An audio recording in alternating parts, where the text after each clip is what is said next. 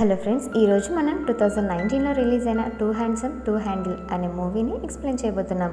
మూవీలోకి వెళ్ళే ముందు మీరు కనుక మా ఛానల్ని ఫస్ట్ టైం చూస్తున్నట్లయితే ఛానల్ని సబ్స్క్రైబ్ చేసుకొని పక్కన ఉన్న బెల్ ఐకాన్ని క్లిక్ చేయండి. ఇక లేట్ చేయకుండా మూవీలోకి వెళ్దాం. ఈ మూవీ స్టార్టింగ్లో మనకు ఒక అబ్బాయిని చూపిస్తారు. అతని పేరు విశాల్. అయితే ఆ అబ్బాయి చూడడానికి చాలా అందంగా ఉంటాడు. ఎవరైనా ఈ అబ్బాయిని ఒకసారి చూసారంటే ఖచ్చితంగా ఫిదా అవ్వాల్సిందే. అందుకని ఇతను ప్రతిరోజు కాలేజీకి హెల్మెట్ వేసుకొని వెళ్తాడు. అయితే ఇక్కడున్న అమ్మాయి పేరు నిషా. విశాల్ హెల్మెట్ వేసుకోవడం చూసి అతన్ని ఎగతాళి చేస్తుంది. కానీ విశాల్ తననేమి పట్టించుకోకుండా వెళ్ళి తన సీట్లో కూర్చుంటాడు. ఇక విశాల్ పక్క సీట్లో ఉన్న ఈ అమ్మాయి పేరు రీతు. ఇక రీతు విశాల్తో నువ్వు ఆమె మాటలనేం పట్టించుకోకు, తన దగ్గర డబ్బులు ఎక్కువ ఉన్నాయని చెప్పి బిల్డప్లు ఇస్తూ ఉంటుందని చెప్తుంది. ఆ తర్వాత క్లాస్ అయిపోయాక నిషా బయట తన కారు దగ్గర నుంచొని ఫోన్ మాట్లాడుతూ ఉంటుంది. అప్పుడే ఒక అబ్బాయి వచ్చి తనకి ప్రపోజ్ చేస్తాడు.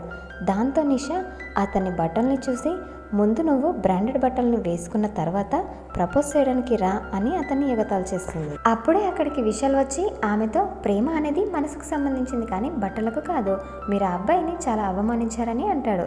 దానికి నిషా అది నాకు తెలుసు, నువ్వు నాకేం అడ్వైజ్ ఇవ్వక్కర్లేదని అంటుంది. ఆ తర్వాత తన కార్ని చూపించి నువ్వు నీ జీవితంలో ఇలాంటి కార్ని కొనగలవా, నీ లైఫ్ లాంగ్ పనిచేసినా నువ్వు ఇలాంటి కార్ని ఎప్పటికీ కొనలేవని ఎగతాళి చేస్తుంది. అప్పుడే సడన్గా చాలా ఖరీదైన లగ్జరీ కార్ అక్కడికి వస్తుంది. అది చూసి అక్కడున్న వాళ్ళందరూ షాక్ అయిపోతారు. అందులో నుంచి డ్రైవర్ బయటికి వచ్చి సార్ మీరు కారులో కూర్చోండి అని చెప్తారు. ఇది చూసిన నిషాకి ఒక్కసారిగా ఫీజులు ఎగిరిపోతాయి. అయితే ఇక్కడ మనకేం తెలుస్తుందంటే విశాల్ వాళ్ళ నాన్న ఆ సిటీలోనే చాలా పెద్ద ధనవంతుడని.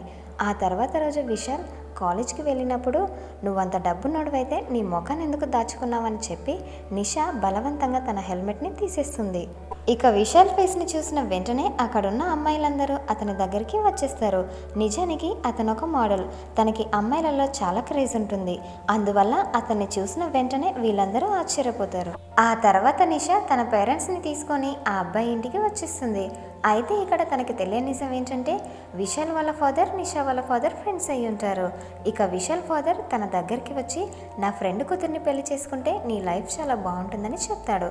కానీ విశాల్కి తనని పెళ్లి చేసుకోవడం అస్సలు ఇష్టం లేదు. దీంతో తన ఫాదర్కి ఆ అమ్మాయికి నేను సెట్ అవ్వను, ఆమె డబ్బులను మాత్రమే ప్రేమిస్తుంది, నాకు అలాంటి అమ్మాయిలంటే అస్సలు నచ్చదని చెప్తాడు. అయితే ఇక్కడ మనకి తెలిసే విషయం ఏంటంటే ఈ అబ్బాయి తన క్లాస్మేట్ అయిన రీతుని ప్రేమిస్తుంటాడు. ఇక ఒకరోజు విశాల్ రీతుకి ప్రపోజ్ చేస్తాడు. కానీ రీతుకి విశాల్ అంటే అస్సలు ఇంట్రెస్ట్ ఉండదు. అలానే ఇంకో పక్క ఇతనంటే అమ్మాయిలు పడిచేస్తూ ఉంటారు. కానీ ఈ అబ్బాయికేమో తనంటేనే ఇష్టం. అలా కొన్ని రోజులు గడిచిన తర్వాత విశాల్ నాతో డేట్కి వస్తావా అని రీతుని అడుగుతాడు. దానికి తను కూడా చిన్న స్మైల్ ఇస్తూ సరేనని చెప్తుంది. అయితే వీళ్ళు ఎక్కడికి వెళ్ళినా కూడా చుట్టుపక్కల ఉన్న స్టూడెంట్స్ అందరూ వీళ్ళని చూస్తూ ఉంటారు. దాంతో విశాల్ ఇంకా క్లోజ్గా ఉంటాడు. వీళ్ళు ఇలా క్లోజ్గా ఉండడాన్ని నిషా కూడా చూసేస్తుంది. దీంతో ఆమెకి చాలా కోపం వచ్చేస్తుంది. అయితే రోజులు గడిచే కొద్దీ వీళ్ళిద్దరి ఇష్టాలు ఒకటిగా మారాయి. ఒకరోజు విశాల్ ఈ అమ్మాయిని తన ఇంటికి పిలుస్తాడు. ఇక తన ఇంటిని చూసిన రీతు షాక్ అయిపోయి మేము మీ అంత ధనవంతులం కాదు, మాది చాలా బీద కుటుంబం అని చెప్తుంది. ఆ తర్వాత విశాల్ తన ఫ్యామిలీకి రీతుని ఇంట్రడ్యూస్ చేస్తాడు. అప్పుడు విశాల్ వాళ్ళ నాన్న రీతుతో అసలు మీ నాన్న ఏం చేస్తుంటాడని అడుగుతాడు. దానికి రీతు మా నాన్న ఒక సెక్యూరిటీ గార్డ్గా పనిచేస్తున్నారు, అలానే మా అమ్మ కూడా ఒక జనరల్ స్టోర్లో పనిచేస్తూ ఉంటుందని చెప్తుంది. ఆ తర్వాత విశాల్ తన ఫాదర్తో ఈ అమ్మాయి క్లాస్ టాపర్ అని చెప్తాడు. ఇక వెంటనే విశాల్ వాళ్ళ ఫాదర్ నువ్వెలా ఆలోచించగలిగావు నా కొడుకును పెళ్లి చేసుకోవాలని, నీలాంటి పేదవాళ్ళని నా ఇంట్లో కూడా రానివ్వం తెలుసా అని ఆ అమ్మాయిని అవమానిస్తాడు. అది విన్న రీతు చాలా బాధపడి వాష్రూమ్లోకి వెళ్ళి ఏడుస్తూ ఉంటుంది. దాంతో విశాల్ వాళ్ళ ఫాదర్తో మీరు ఆ అమ్మాయిని అంత తక్కువ చేసి మాట్లాడడం ఏం బాగోలేదు, మీరు చేసింది చాలా తప్పని చెప్తాడు.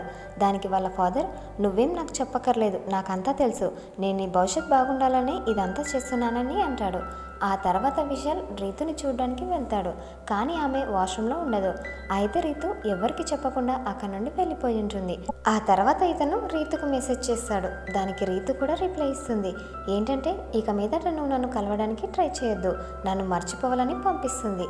అలా కొన్ని రోజులు గడిచిన తర్వాత విశాల్ వాళ్ళ ఫాదర్ చాలా గ్రాండ్గా పార్టీ ఇస్తూ ఉంటాడు. అందులో అతని ఫ్రెండ్ కూతురితో విశాల్కి ఎంగేజ్మెంట్ అవుతూ ఉంటుంది. అయితే ఇక్కడ అమ్మాయి అబ్బాయి మాట్లాడుకుంటున్నప్పుడు వాళ్ళ ఆలోచనలు కూడా చాలా డిఫరెంట్గా ఉంటాయి. అప్పుడు నిషా విశాల్తో మన పెళ్లి ఐలాండ్లో జరిగితే ఎలా ఉంటుందని అడుగుతుంది. దానికి విశాల్ ఐలాండ్ని కట్టేటప్పుడు చాలా జంతువులు చనిపోయాయి. మన కంపెనీ ఎప్పుడు పర్యావరణాన్ని కాపాడడానికి పనిచేస్తుంది, కాబట్టి మనం అక్కడికి వెళ్ళకూడదని చెప్తాడు. అప్పుడే విశాల్ వాళ్ళ నాన్న ఇలా అంటాడు, నా తర్వాత నా కొడుకుని నేను ఈ కంపెనీకి సీఈఓ చేస్తున్నాను, అలానే నా కొడుకు ఎంగేజ్మెంట్ని నా ఫ్రెండ్ కూతురుతో చేయాలనుకుంటున్నానని చెప్తాడు. అయితే ఈ మాటలను వింటున్న విశాల్ చెల్లికి కొంచెం కూడా సంతోషం ఉండదు. ఆమె డల్లుగా కూర్చొని ఉంటుంది. అప్పుడే విశాల్ అక్కడ ఫ్లవర్స్ ఉండడం చూస్తాడు. వాటిని చూసిన వెంటనే విశాల్కి తన గర్ల్ ఫ్రెండ్ గుర్తుకొచ్చేస్తుంది.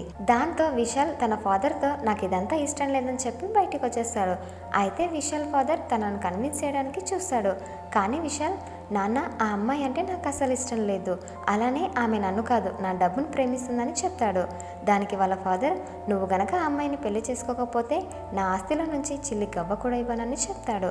అప్పుడు విశాల్, నాకు ఏ ఆస్తి వద్దు, మీ దగ్గరే పెట్టుకోండి అని చెప్పి వాళ్ళ నాన్నను వదిలేసి తన గర్ల్ ఫ్రెండ్ దగ్గరికి వస్తాడు. ఆ తర్వాత తన గర్ల్ ఫ్రెండ్తో, నేను నీకోసం విలువైన కార్లని, డబ్బుల్ని, లగ్జరీ లైఫ్ని వదిలేసి వచ్చేసాను, ప్లీజ్ నా ప్రేమను అర్థం చేసుకొని నన్ను నమ్మమని అంటాడు. ఇక రీతు కూడా అతని మాటల్ని నమ్ముతుంది. దాంతో వాళ్ళిద్దరూ హక్ చేసుకుంటారు. ఆ తర్వాత రీతు, ఇప్పుడు ఆ కంపెనీని ఎవరు నడిపిస్తున్నారని అడుగుతుంది. దానికి విశాల్, ఏమో నాకు తెలియదని చెప్తాడు. అప్పుడు రీతు, నువ్వు ఆ కంపెనీని, నీ ఫ్యామిలీని వదిలేసి నా కోసం వచ్చేస్తే ఎలా, ఎప్పటికైనా నువ్వే కదా వాటి బాధ్యతలు నిర్వహించాల్సిందని చెప్పి పద మనం అక్కడికి వెళ్ళి మీ ఫాదర్తో మాట్లాడదామని అంటుంది. ఆ తర్వాత వీళ్ళిద్దరు కలిసి అక్కడ జరిగే పార్టీలో వచ్చేస్తారు. ఇక్కడున్న ఈ వ్యక్తి పేరు డానియల్. అతను ఈ కంపెనీ ఓనర్ యొక్క అబ్బాయి. తన తండ్రి మాటల్ని పట్టించుకోకుండా వెళ్ళిపోయాడు. అలాంటి వాడు ఈ కంపెనీని ఎలా హ్యాండిల్ చేయగలడు? దీని కారణంగా నేను ఈ కంపెనీకి సీఈఓ కావాలనుకుంటున్నానని చెప్తాడు. అప్పుడు రీతు, ఈ కంపెనీని ఎలిన్ నడిపిస్తుందని అంటుంది. దానికి ఆ వ్యక్తి, ఈ కంపెనీని ఆడవాళ్ళు నడపలేరని చెప్తాడు. అప్పుడు ఎలిన్, నాకు తెలుసు నీ వల్ల ఈ కంపెనీకి చాలా నష్టం కలిగింది, కాబట్టి ఇక మీదట అలా జరగడానికి వీలేదని చెప్తుంది. దాంతో అతను సైలెంట్ అయిపోతాడు. ఇక ఎలిన్ సీఈఓ అయిపోతుంది. అలానే ప్రతిరోజు కంపెనీ షేర్స్ అనేవి రాకెట్ లాగా పెరుగుతూ ఉంటాయి. దాంతో వాళ్ళ నాన్న కూడా రీతుని తన కోడల్లాగా యాక్సెప్ట్ చేసేస్తాడు.